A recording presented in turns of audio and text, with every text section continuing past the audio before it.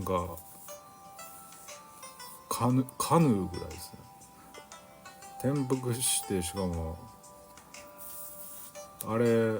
ひっくり返ったらなんか戻れる方法あるんでしょうけど、バルデスはカヌーに乗ってひっくり返ってそのままっていう感じです。